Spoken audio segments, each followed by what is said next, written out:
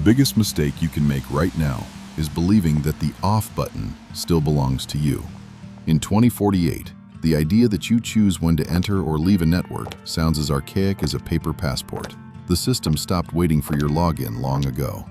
It doesn't need your password, and it certainly doesn't need your permission. Why? Because today, you are the login. Your basic biological existence, the electrical rhythm of your heart, the expansion of your lungs, and the unique heat signature of your face is the constant authentication signal the world demands just to let you through a door.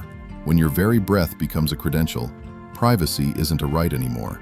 It's a technical impossibility. You know exactly what happens when you lose the power to stay hidden, don't you? Think about your morning walk. You aren't using a device, you think you're offline. But you aren't. Infrastructure cameras and floor sensors are already capturing the cadence of your stride and your heart rate from a distance. The system recognizes you before you even reach an interface. Invisible authentication has murdered the moment of choice. And when you lose the choice to be invisible, you lose something much larger than privacy. You lose your agency. This isn't a theory. It's a patent-backed reality for tech giants focusing on persistent biometric identification. The point isn't security. It's the transition of your identity into an inescapable metric. For the government or your bank, a body that doesn't emit a signal is a body that doesn't exist. To disconnect isn't a lifestyle choice anymore. It's an act of immediate social suicide.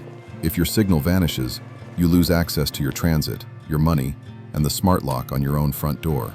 The cost of off is the invalidation of your physical life. Notice how this isn't forced on you by a dictator, but by a convenience you can't afford to refuse. We traded the right to be unseen for the guarantee that the world would keep working for us. But there's a catch. Your body is now a public data terminal. There is no more, "I'm not using anything right now." The system doesn't ask to read your iris. It simply updates your status. This is happening while you watch this. Every pulse of your heart is a ping to a server you didn't hire. It's a silent conversation between your biology and the grid. And while your body is already claimed, the real danger starts when the system learns to think for you. Because once the architecture of the city knows where you are, it begins to decide if you are allowed to be there at all. The concept of place died the moment your walls started paying attention to you. You used to go outside to disconnect, right? You looked for a park or a remote zone where the signal died. In 2048, that geography of silence has been paved over. Computing is now ubiquitous. It's not in your phone, it's in the bricks, the asphalt, and the very air of the room you're sitting in. You don't go online anymore. You walk through the internet. Every square inch of your city is a sensor, and it's hungry for your presence. Pause for a second. Look at the walls around you. Do you truly believe they are inert? Imagine trying to stay offline in a world where the physical environment is an extension of the software. It's not about being watched, it's about being permitted. In modern smart cities, if the sensors don't validate your ID, the world simply stops responding to you. Elevators won't move to your floor. Streetlights won't turn on for you. Automated security flags your invisibility as a high-risk anomaly. You aren't a person, you're an unauthenticated error code. How long could you survive being an error in a world that only speaks data? This isn't about information, it's about physical banishment. When space is an interface, off means being blocked from the tangible reality. You can't enter the subway. You can't even get power in your apartment because the smart meter can't verify who is using the air conditioning. The environment demands connection as a condition for habitability. The world didn't just get smarter, it became a gatekeeper. And gatekeepers don't care about your soul, they care about your credentials. This mechanism turns your city into a prison without bars, where the only way to move is to keep the data flowing. If you stop, you vanish from the system's logic, and the doors stay locked. 2048 architecture isn't made of concrete, it's made of access permissions. To occupy space, you must pay an existential toll, your digital presence in exchange for oxygen and light. But don't think for a second that this only affects your movements. The true atrophy is happening inside your head, where the system has already begun to replace your own thoughts with something much more efficient. Do you remember that sudden cold shiver when you realize you forgot your phone and suddenly don't know anyone's number? In 2048, that isn't a mistake. It's the permanent state of the human mind. We have offloaded our basic cognitive functions to Life OS assistants that manage everything from what you eat to who you should talk to for a promotion. Your memory, your intuition, your judgment, they've all been replaced by algorithms that decide for you before you're even aware of a doubt. A human brain, isolated from the system, is now an obsolete piece of hardware. Are you still in control of your choices, or are you just executing a script? This didn't happen by force. It happened because of a promise of radical efficiency. When your OS suggests what to say in a meeting or detects a micro-inflammation in your blood before you feel pain, autonomy feels like an unnecessary burden. But this dependency created a functional atrophy. People have forgotten how to decide. Without the system, you aren't free. You are blind, deaf, and lost. The fear of off isn't a technical fear. It's the fear of your own mental incompetence. With every decision you delegate, a piece of your will is transferred into the code. This is already the foundation of passive brain-machine interfaces that read your cognitive load and adjust the world to suit your mood.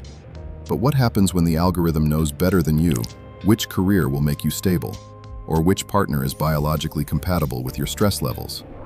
The problem starts when disconnection reveals a terrifying void. Without that voice in your ear, is there anything left of your own personality? Or have you become a mere passenger in your own life? Going offline in 2048 produces a cognitive withdrawal syndrome. You feel as if you've lost a limb or part of your frontal lobe. You don't know what's important, what's urgent, or what's real. The truth is, the system doesn't just help you think, it thinks instead of you. Off is now synonymous with an immediate mental collapse, a paralysis that turns functional adults into lost children. But even if you lose your mind, the system still needs your value, and it has ways to make sure you never stop paying, even if you have nothing left to give but your compliance. Cash in 2048 is a museum myth. Value is now entirely programmable and conditioned on your behavior. This means your money isn't just a number, it's a credit that expires if not used in specific sectors, or locks itself if your reputation score drops. The economic system has become the ultimate leash for connectivity. If you decide to go off, you aren't just leaving a social network, you are being disconnected from the ability to buy food, pay rent, or move. Off is immediate economic death. Think about it. When currency is digital and centralized, it becomes the definitive tool for compliance. If the system detects you're trying to hide, your digital wallet simply enters suspension mode for suspicious activity. This isn't a conspiracy theory. It's the mechanism of central bank digital currencies already in development. Money is no longer a neutral object of exchange. It's a reward for being online and predictable. Is your privacy worth the price of destitution? Furthermore, your value as a human is distilled into a unified existential score. This index mixes your productivity, health, social interactions, and political reliability. If you go offline, your score doesn't just stop, it craters. Absence of data is interpreted by the algorithm as a sign of risk. Those who don't generate data aren't trustworthy. Without a high score, you lose basic privileges. No healthcare upgrades, no apartment rentals in safe zones. Life has become a zero-sum game where the only way not to lose is to never stop playing. The social consequence is a cast of invisibles, people who by choice or glitch fell into the off and were swallowed by the digital bureaucracy. They can't get jobs because they have no real-time productivity history. They can't get credit because they have no behavioral trail. The market doesn't tolerate silence. For the system, a disconnected individual is a statistical error that needs to be corrected or deleted. Being on is the only life insurance left. But what if you're being watched for things you haven't even done yet? Stop and consider your last purchase. Was it a choice or a permission granted by your score? In this world, every transaction is a vote of confidence in the system, and every off moment is a debt you can't repay. You are no longer a consumer, you are a data point being audited for solvency. If you disconnect, you don't just lose your wallet, you lose your permission to exist in the marketplace. This is the silent transition from owning your life to renting your survival. And while you struggle to keep your balance in the black, the system is already looking deeper, past your wallet, and into your very intentions. Crime in 2048 isn't something you do, it's something the system predicts you might do. Through invisible neural sensors embedded in your clothes, your emotional state and thought patterns are monitored in real time. We aren't talking about reading your thoughts word for word, but mapping spikes in stress and aggression before you even act. Predictive surveillance has made mental privacy a myth. If your brain emits a signal of chronic dissatisfaction, you are already a target for intervention. This changes the weight of silence. In the past, saying nothing was a shield. Now, silence and the attempt to disconnect are interpreted as acts of hostility. If you turn off your neural monitoring, the system triggers an immediate suspicious profile alert. The logic is simple. If you have nothing to hide, you have no reason to be hidden. Total transparency is the new mandatory safety standard. Notice the shift. Technology doesn't just watch your surface, it penetrates the biology of your morality. Health algorithms monitor your hormone levels to ensure you stay in a state of productive balance. If you disconnect from this, you aren't just a rebel, you're a medical and legal risk. The system would rather medicate you or isolate you preventively than allow you to have an unmonitored thought space. This is where biological compliance replaces freedom of speech. The social cost of this intent monitoring is biological self-censorship. People learn to control their own stress not for peace of mind, but to avoid triggering the system's alarms. Disconnecting from this web is impossible without attracting the attention of security algorithms that operate in milliseconds. The fear isn't just being arrested, it's being corrected by a system that claims to know you better than you know yourself. Imagine feeling a flash of anger and seeing a notification on your wrist suggesting a sedative before you've even clenched your fist. That is the reality of 2048. You are a biological machine being tuned for maximum stability. If you try to shut down the tuner, the machine is considered broken. This isn't just about controlling what you do, it's about refining who you are. And even if you manage to hide your physical self, your digital shadow is already living your life for you, more accurately than you ever could. The death of off reaches its peak when you realize that even your physical absence doesn't stop your digital presence. In 2048, every individual has a digital twin, a virtual model fed by decades of behavioral data, consumption patterns, and decision-making history.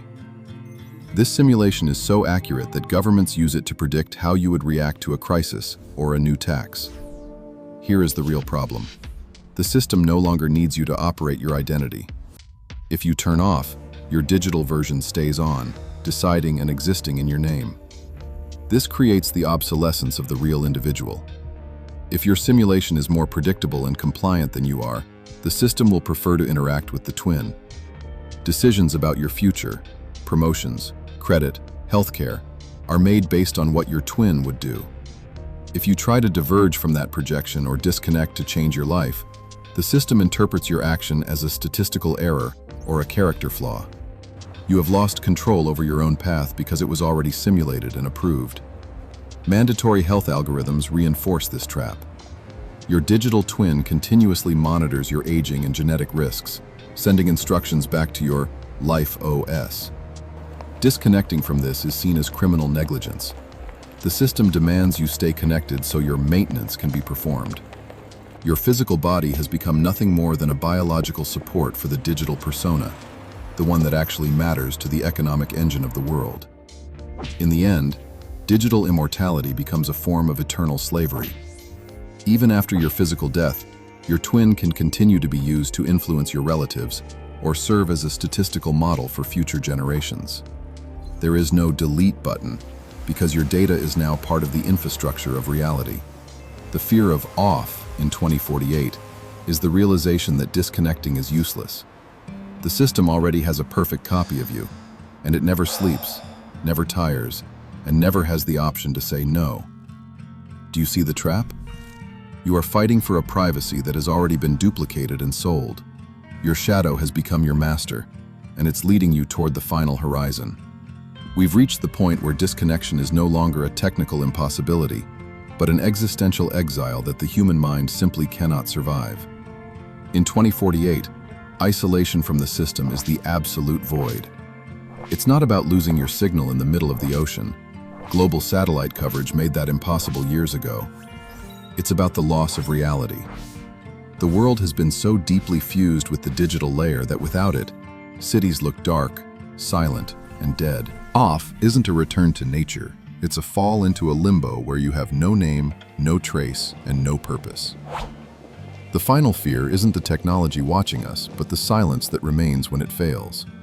People in 2048 are terrified of disconnecting because they have forgotten how to inhabit their own bodies without an algorithm. The system has become the central nervous system of civilization.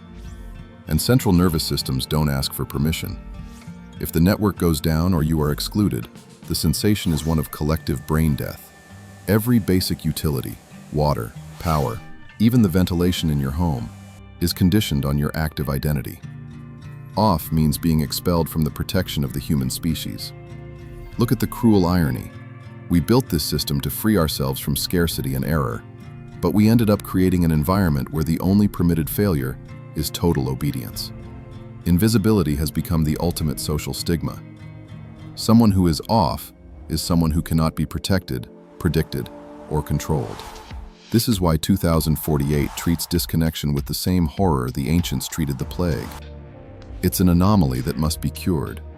The connected individual feels safe in their data prison. The disconnected individual feels terrified in their empty freedom. Ultimately, the death of off is the completion of a total human domestication project. We are no longer users of the network. We are its biological components. The off button was removed not because of a dictator, but because we are afraid of what we've become without the machine. Perhaps the future isn't about the victory of AI over humans. Perhaps it's about the day we discover that if the network is turned off, there's no one left on the outside to tell the story. Our greatest fear isn't that technology will take over, it's that it will leave us behind in the silence we've forgotten how to fill. Maybe the future is not about technology at all. Maybe it's about who still has the right to refuse.